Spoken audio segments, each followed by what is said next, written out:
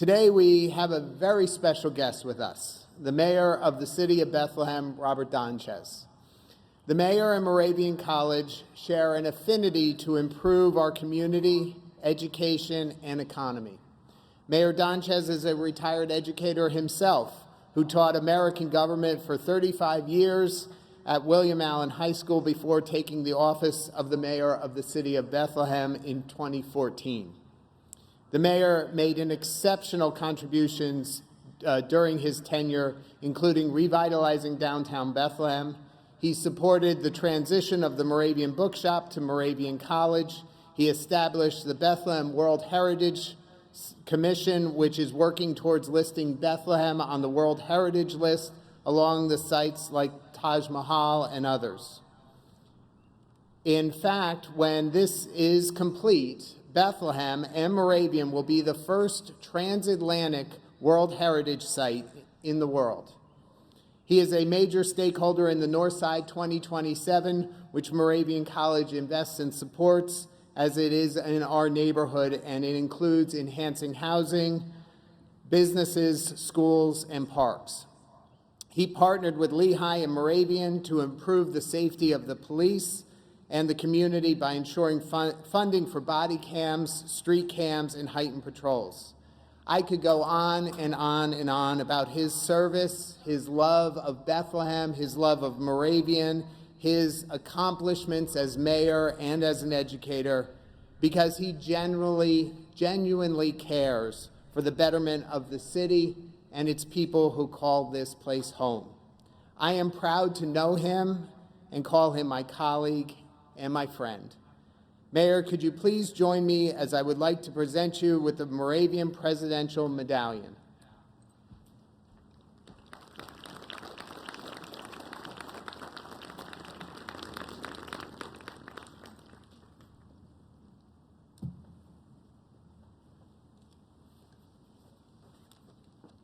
Leave that there.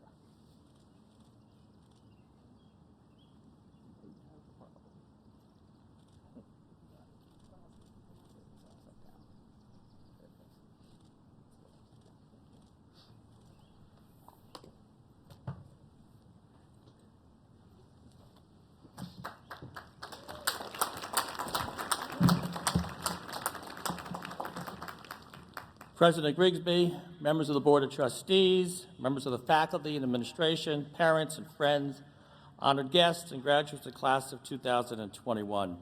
Thank you for presenting me with this presidential medal.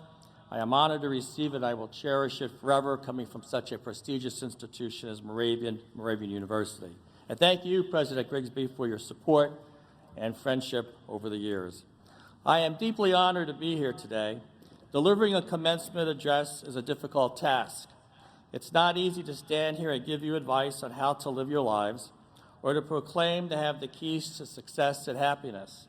I do not profess to have all these answers. However, I do want to spend some time talking about the road ahead for you. Whether you're continuing your education or starting a job, you will see many challenges and will be forced to make many decisions over the years. Not all will be easy, but hopefully the lessons that you have learned from your experiences here will be a guiding force in your future. But before we look to the future, just for a moment, let's talk about this past year, because I am sure we can all agree this past year was a year like no other, and one that has certainly changed our lives forever. During the past year, we have faced monumental challenges and tragedies. They seem to come out of nowhere and hit us in rapid succession. 50 inches of snow in 1 month buried our city, as you all remember.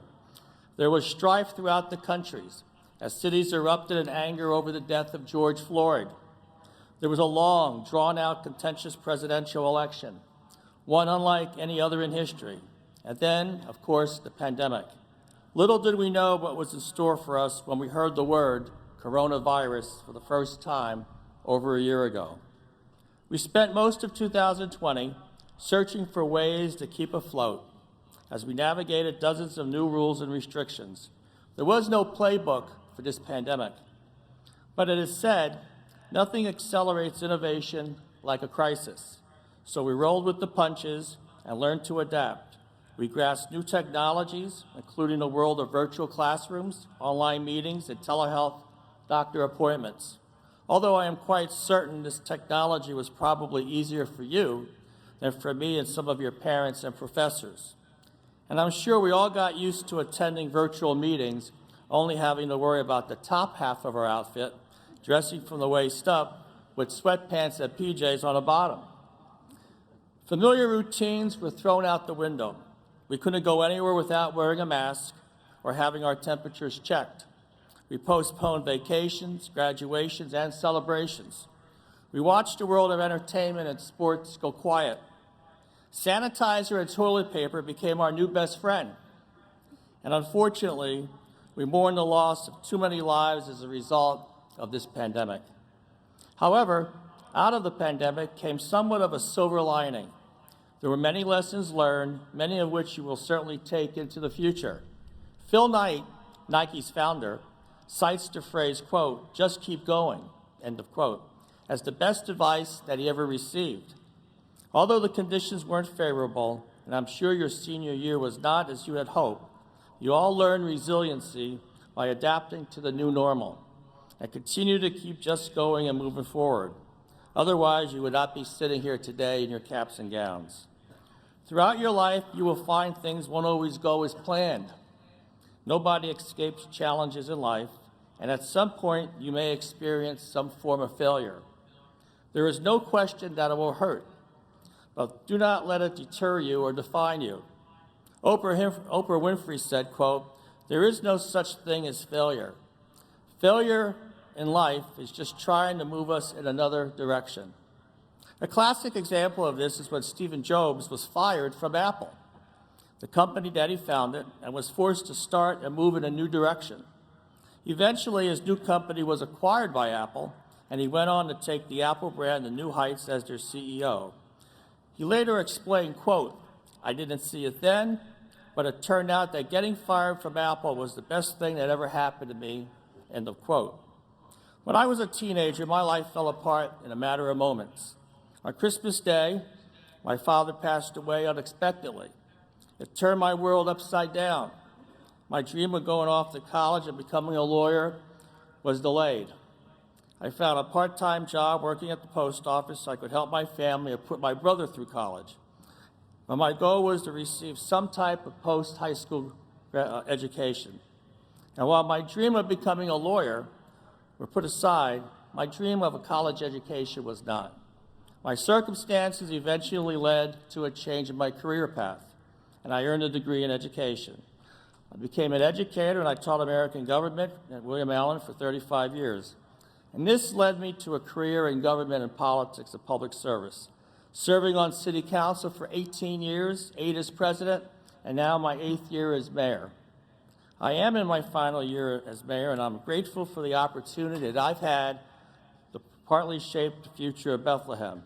But that ill-fated day of losing my father had a profound impact on me and changed my course forever. But I'm extremely grateful for the direction it led me. Serving the community became a very important part of my life. It is how we handle the feelings of disappointment, setbacks, and defeat that will define you. You can spend your mental and emotional energy focusing on a negative. What was it? What was lost? What didn't work out? Or you can find gratitude in each day. Gratitude can be contagious and powerful, as it contributes to the development of patience, humility, wisdom, and leadership, all important qualities that will lead to a life well led. As I mentioned earlier, this past year was full of tragedies. Aside from the pandemic, we experienced a tumultuous year with the additional trauma of a country divided and at odds with itself. There was bitter political division and widespread protest over systemic racism. You might wonder, how is it possible for there to be a more distressing year than this past year? Actually, a compelling argument could be made that 1968 was quite possibly one of the most traumatic years in modern history. I was approximately your age in 1968, and I remember it well. An unpopular president, an unpopular war, social unrest, as many cities burned while protests took place in hundreds of cities in the United States. Does this sound slightly familiar? But in 1968, there were also assassinations. In April of 1968, Dr. Martin Luther King was assassinated, followed in June with the assassination of Senator Robert Kennedy, who was running for the presidency. Both Robert Kennedy and Dr. King were in the forefront in our country and generated great strides for equality. They want to change. They refused to accept the way things were. As Robert Kennedy so eloquently stated, quote, "Some men see things as they are and ask why. I dream of things that never were and ask why not," end of quote. Today, there's too much intolerance of each other's views. Despite our opposing views, we need to grow and learn from each other. Mother Teresa stated, quote, "If we have no peace, it is because we have forgotten that we belong to each other." One of the easiest things to do in life is to listen. If you want to understand the nature of people better, you need to know how to listen carefully. You never know what you might learn by listening. No one wins when we aren't listening to each other.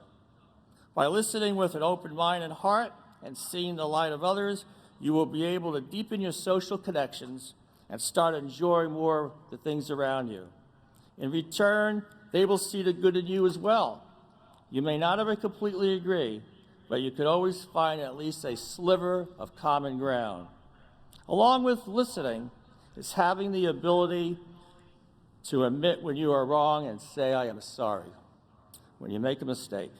Too often, people alienate themselves from others because of pride or to protect their ego. I once heard someone say, "Your ego is not your amigo."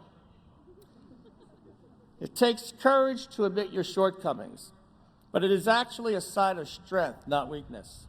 It shows we are willing to become better versions of ourselves, that we are compassionate, empathetic, and good listeners. In addition, this will open the door to better relationships. There's so much more in life than living in a negative and living in opposition. We need to be less reactive and more proactive in order for society to move beyond ignorance and violence. Many people falsely believe if you are successful, you will then be happy. If you are happy and thriving, then you will be successful. Your success will not be defined by your career, your salary, the kind of car you drive, or any other list of achievements.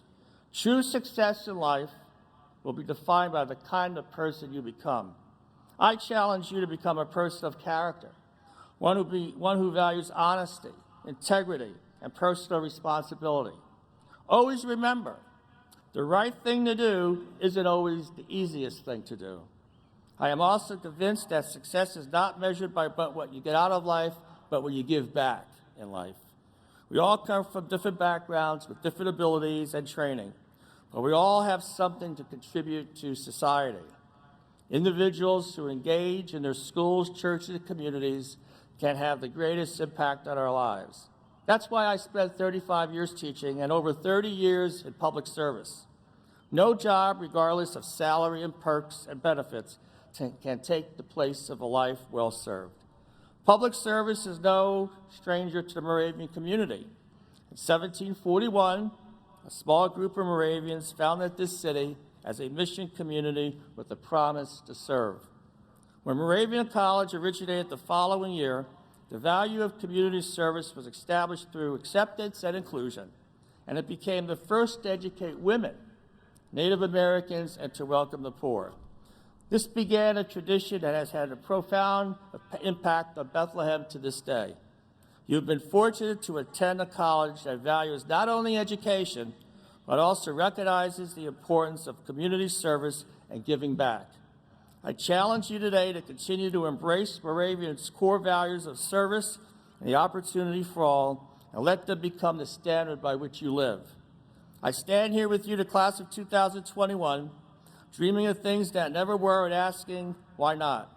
Certain that the class of 2021, armed with your education, character, and the Moravian spirit of service, will help to change your communities and in turn help to change the world. Congratulations, Moravian College class of 2021. It's been an honor. Go forth and be a little revolutionary. Thank you.